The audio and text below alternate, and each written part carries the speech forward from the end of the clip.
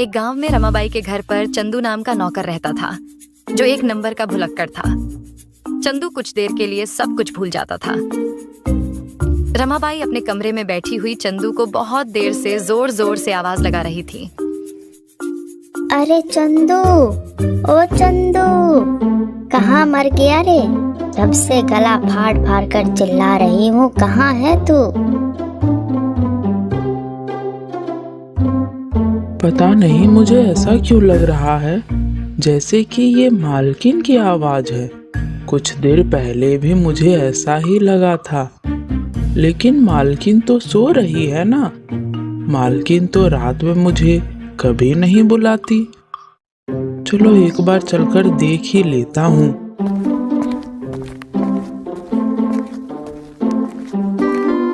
अरे कहाँ मर गया था तू? आधा घंटा हो गया तुझे आवाज लगाते हुए। अब तो मेरा गला भी दुखने लगा है। यह क्या मालकिन, आप रात में जाग रही हैं? क्या बोला? रात? अरे क्या पागल हो गया है? सुबह को रात बोल रहा है? क्या सुबह हो गई और मुझे पता भी नहीं चला? अरे तेरी आंखें हैं या बटन? बाहर इतना बड़ा सूरज नहीं दिखाई दे रहा तुझे? वैसे तू कर क्या रहा था? मालकिन मैं तो फर्श पर पोछा लगा रहा था। अरे पागल हो गया है क्या? 1 घंटा पहले ही तो तूने घर में पोछा लगाया था। सारे घर को साफ सुथरा किया था तुमने। मेरी फिनाइल की शीशी खत्म करके मानेगा क्या? गलती हो गई मालकिन, शायद मैं फिर से भूल गया। हे भगवान, मेरे पति ने कौन सा नौकर पल्ले बांध लिया। खुद तो सुबह सुबह टहलने चले जाते हैं, फिर इस भुलक्कड़ को मेरे सर पर छोड़कर जाते हैं। अरे अब खड़ा खड़ा मेरा मुंह क्या देख रहा है? जाकर मेरे लिए कॉफी बना कर ला। मेरा सर दर्द से फटा जा रहा है। जी मालकिन, मैं अभी लाया। और सुन, पिछली बार की तरह कप में गर्म पानी ही उड़ेल कर मत ले आना। ये कैसी बातें कर रही है मालकिन आप? मैं कब से आपके लिए कप में सिर्फ गर्म पानी लेकर आया हूँ। अरे भुलक्कड़, पिछली बार तुमसे कॉफी बनवाई थी तो 2 कप में सिर्फ गर्म पानी उड़ेल कर ले आया था, और चीनी और कॉफी का पाउडर तो डालना ही भूल गया था। आज मैं आपके लिए ऐसी कॉफी बनाऊंगा जिसे पीते ही आपका सर का दर्द छू मंतर हो जाएगा। इतना कहकर चंदू वहां से चला गया और रमाबाई अपना सर पकड़कर बैठ गई। चंदू किचन में गया ही था कि तभी से किशनलाल चंदू के पास आ गए। चंदू, जल्दी से अपने हाथ की गर्मा गर्म 1 कप चाय पिला दे। वैसे तू किचन में चाय ही बना रहा था ना। किशनलाल की बात सुनकर चंदू किशनलाल को गौर से देखने लगा। क्या हुआ? मुझे इतनी गौर से क्यों देख रहा है तू? चंदू किचन में क्या बना रहा था? वही तो याद करने की कोशिश कर रहा हूँ मालिक, मगर याद ही नहीं आ रहा। ठीक है, आराम से याद करते रहना। मेरे लिए 1 कप चाय बना दे फटाफट से। इतना बोलकर किशनलाल वहां से चले गए। अब चंदू याद करने की कोशिश करने लगा कि रमाबाई ने उसे किस काम के लिए बोला था। कुछ देर बाद किशनलाल फिर चंदू के पास आ गए। यह क्या चंदू, तुमने अभी तक चाय नहीं बनाई? कौन चंदू? आप किससे बातें कर रहे हैं? अरे तू चंदू, यहाँ कोई दूसरा चंदू है क्या? याद आ गया, मेरा ही नाम चंदू है, लेकिन आप कौन हैं? अरे मैं किशनलाल। यह क्या है चंदू, अगर तेरे ऐसे ही हालात रहे तो मुझे अपना आधार कार्ड अपनी जेब में लेकर घूमना पड़ेगा। इतना बोलकर किशनलाल चले गए। तभी चंदू के कानों में रमाबाई की आवाज टकराई। कहाँ मर गया चंदू? घर पर ही बना रहा है या बाजार से कर लाएगा? चंदू अपना सर पकड़कर अपने आप से बोला, अरे अब मालकिन की आवाज, यह कहाँ चक्कर में फंस गया। मैं तो भूल ही गया कि मालकिन ने मुझे क्या बोला था। एक काम करता हूँ, मालकिन से जाकर पूछ कर आता हूँ। चंदू ने अपने कदम आगे बढ़ाए ही थे कि तभी वह रुककर फिर दोबारा अपने आप से बोला, नहीं नहीं, अगर मालकिन के पास दोबारा जाऊंगा तो वो तो पूरा घर आसमान पर उठा लेगी। क्या करूं? हाँ, याद आ गया। शायद उन्होंने बाजार से टॉफी लाने के लिए बोला था। चंदू तुरंत बाजार में एक दुकान वाले के पास जाकर बोला, क्या हाल है भुलक्कड़ चंदू? आज सुबह सुबह टॉफी लेने आ गया है। कुछ समझ में नहीं आया। जहाँ तक मैं जानता हूँ तो रमाबाई के घर पर तो कोई छोटी बच्ची भी नहीं है। अरे छोटी बच्ची तो छोड़ो, उन दोनों की तो कोई औलाद ही नहीं है। एक तो तुम मुझे भुलक्कड़ कहना बंद करो, समझे? और जल्दी से मुझे एक टॉफी दे दो। अरे तुम तो बुरा मान गए चंदू भाई।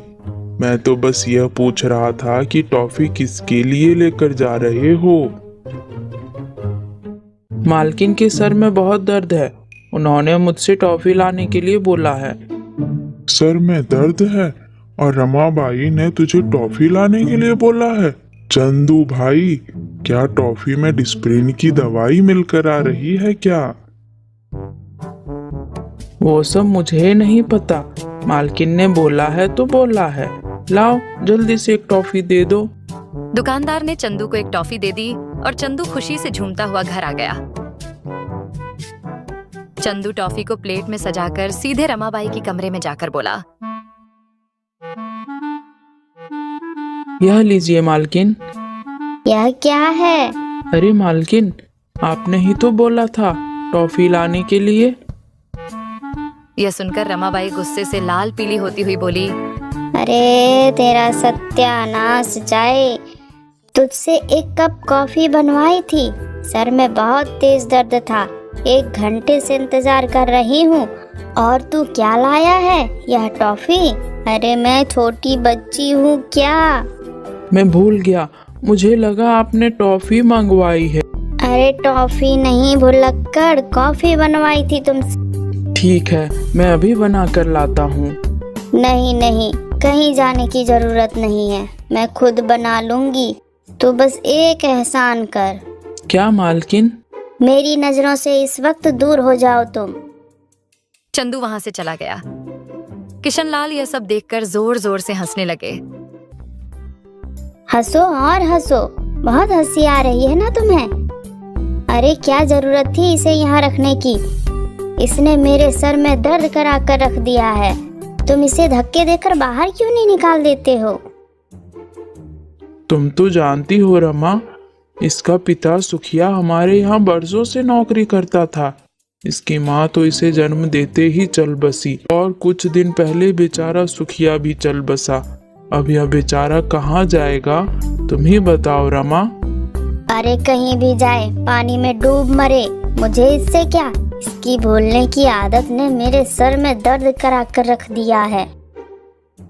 चिंता मत करो रमा, धीरे धीरे यह सीख जाएगा। सीख नहीं जाएगा बल्कि मुझे मार देगा। तुम तो वैसे भी यही चाहते हो ना? सीधे सीधे यह क्यों नहीं कहते कि तुमने इसे मुझे टॉर्चर करने के लिए रखा है ताकि मैं वक्त से पहले ही मर जाऊं। लेकिन ध्यान रखना, मैं इतनी आसानी से नहीं मरूंगी। मैं तुम्हारा पीछा अगले जन्म तक करूंगी। वो तो मैं शुरू से ही जानता हूँ रमा। कहना क्या चाहते हो तुम? अरे जब तुम्हारे कदम इस घर में पड़े थे, मैं तभी समझ गया था रमा कि तुम मेरा पीछा अगले जन्म तक नहीं छोड़ोगी।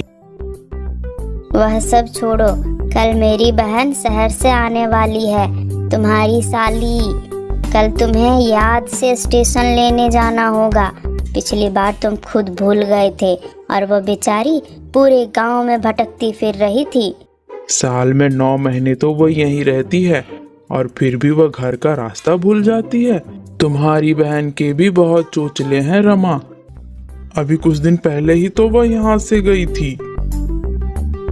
तुम्हारा दिमाग तो ठीक है। जब से मेरी शादी हुई है तब से तुम्हें मेरे घर वालों से ही दिक्कत होती है। वह पूरे 1 महीने बाद आ रही है यहाँ पर। यहाँ पर वक्त कितनी तेजी से गुजरता है, पता ही नहीं लगता। तुम चिंता मत करो रमा, मैं तुम्हारी बहन झलकी को स्टेशन लेने खुद चला जाऊंगा। अरे तुम खुद ही जाना, कहीं अपने इस भुलक्कड़ नौकर को वहाँ मत भेज देना। पता चला यह उसे घर लाने की बजाय किसी लाइन की पटरी पर बैठा कर आया हो। काश मैं ऐसा कर पाता। क्या बोले?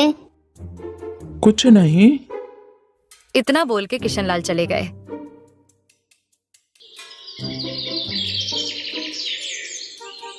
अगले दिन रमाबाई की बहन झलकी को किशनलाल स्टेशन से ले आया।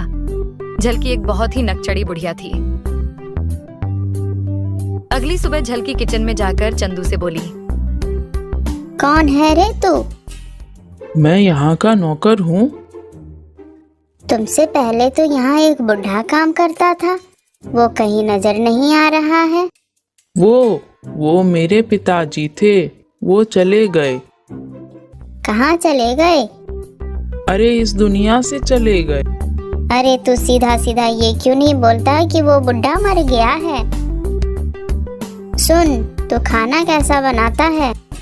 खाना तो मैं इतना जबरदस्त बनाता हूँ कि लोग उंगलियां चाटते रह जाते हैं, और कई बार तो लोग दांतों से अपनी उंगलियां ही काट लेते हैं। हाँ क्या? ऐसा खाना मुझे नहीं खाना कि मैं अपनी उंगलियां ही दांतों से काट लूं। चल ठीक है, वो तो खाना खाने के बाद ही पता चलेगा कि तू कैसा खाना बनाता है।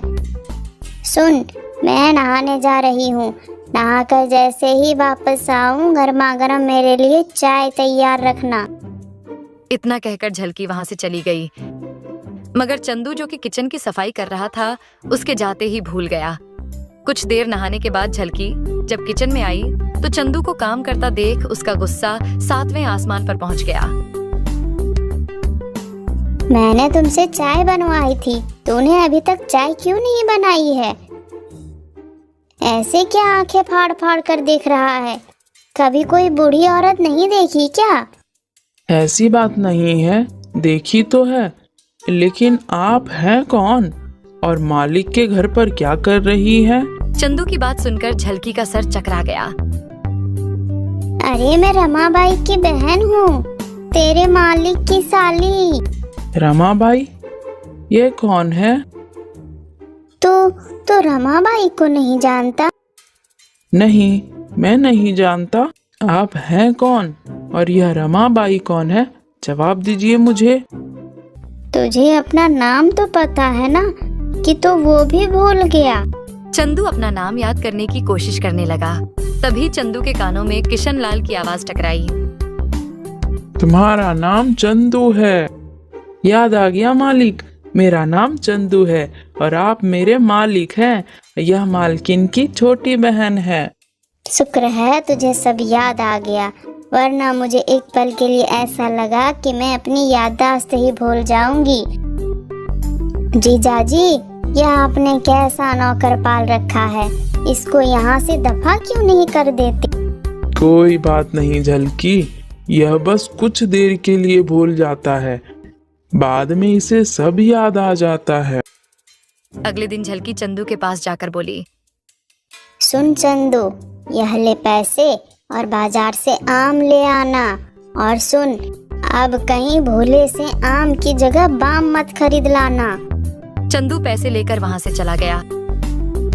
इस बार मुझे किसी भी कीमत पर भूलना नहीं है, नहीं तो मालकिन मुझे पक्का नौकरी से निकाल देंगी।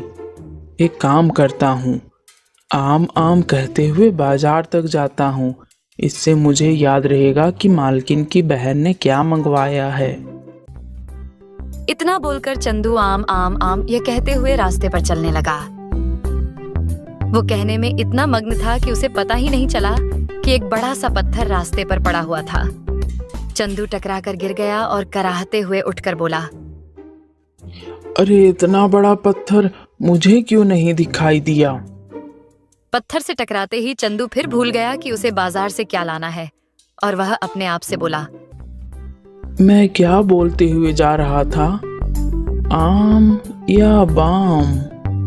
हाँ, याद आ गया, मालकिन ने बोला था कि बाम की जगह आम मत खरीद लाना। चंदू सीधे मेडिकल स्टोर पर पहुंच गया, एक बाम की शीशी खरीद ली और झलकी को पकड़ाते हुए बोला, यह लीजिए छोटी मालकिन, देखा, इस बार मुझे सब कुछ याद रहा।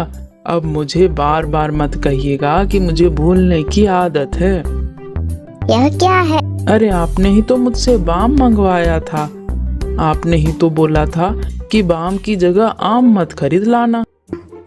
अरे नासपीटे, बाम नहीं आम मंगाए थे।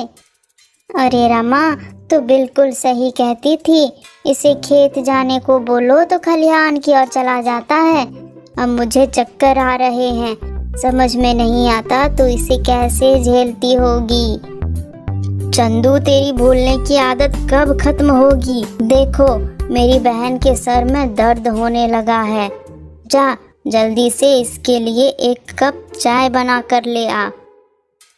नहीं रमा, एक काम कर, तू मेरे लिए खुद चाय बना ले। चाय बनाने की बोल कर जाएगा और पता नहीं क्या बना कर ला कर देगा ये। फिक्र मत कर झलकी, तू चिंता मत कर, मैं अभी इससे तेरी पसंद की चाय बनवाती हूँ। इतना बोलकर रमाबाई ने गुस्से से चंदू की ओर देखकर कहा, क्या देखता है, चाय बना बढ़िया सी, और सुन, उसमें थोड़ा सा ऑयल डाल देना। अरे ऐसे दीदे फाड़ फाड़ कर क्या देख रहा है भुलक्कड़ कहीं के? चाय में ऑयल डालकर पीने से झलकी के सर का दर्द ठीक हो जाएगा। और सुन, थोड़ा सा कम ही डालना, कहीं ज्यादा मत डाल देना। चंदू सिर हिलाते हुए उस वक्त वहां से चला गया। मगर सच तो यह था कि चंदू समझ ही नहीं पाया था कि आखिर रमाबाई चाय में क्या डालने की बात कर रही थी। तभी चंदू की नजर किचन के साइड में रखी हुई फिनाइल की शीशी पर पड़ी। उसके दिमाग में रमाबाई की बात टकरा गई। अरे तूने 2 बार तो पोछा लगा दिया है, मेरे फिनाइल की शीशी को खत्म करेगा क्या? चंदू अपने आप से बोला, लगता है मालकिन फिनाइल कहना चाह रही होगी, मगर गुस्से से उनकी जबान से ऑयल ही निकला। चंदू ने चाय बनाकर उसमें फिनाइल की कुछ बूंद डाल दी और सीधे झलकी के पास लेकर पहुंच गया। अरे नासपीटे, क्या डालकर लाया है इसमें? इसमें तो फिनाइल की जैसी गंध आ रही है। कहीं चाय में तूने फिनाइल तो नहीं डाल दिया? क्या फिनाइल? तू मेरी बहन को मारना चाहता है? मालकिन आपने ही तो बोला था यही डालने को। अरे करम जले, मैंने ऑयल डालने को बोला था, फिनाइल डालने को नहीं। मैं जा रही हूँ रमा, अगर मैं तेरे घर कुछ दिन और रुकी तो यह तो मुझे पक्का मार ही डालेगा। मैं अभी नहीं मरना चाहती हूँ, मैं जा रही हूँ। अरे झलकी, मेरी बात तो सुनो। नहीं रमा नहीं, पहले इस भुलक्कड़ के दिमाग का इलाज करा तू। एक पल की देरी किए बिना झलकी अपने घर के लिए रवाना हो गई। रमाबाई भी गुस्से से पैर पटकती हुई अपने कमरे में चली गई। किशनलाल हंसते हुए चंदू के पास आकर खड़े हो गए। मालिक, मुझे लगा मालकिन की छोटी बहन इसी के बारे में बात कर रही है। कोई बात नहीं चंदू, लेकिन मालकिन तो नाराज हो गई, कहीं वह मुझे नौकरी से ना निकाल दे। मैं कहाँ जाऊंगा मालिक? चिंता मत करो, मैं उसे समझा दूंगा। एक काम तो तुमने वाकई में बहुत अच्छा किया है। कौन सा काम मालिक? यही कि तुमने झलकी को यहाँ से दूसरे दिन ही भगा दिया। मैं ऐसा करने की 30 सालों से सोच रहा था। चलो, तुम्हारे भूलने की आदत मेरे कुछ तो काम आई। चंदू और किशनलाल हंसने लगे।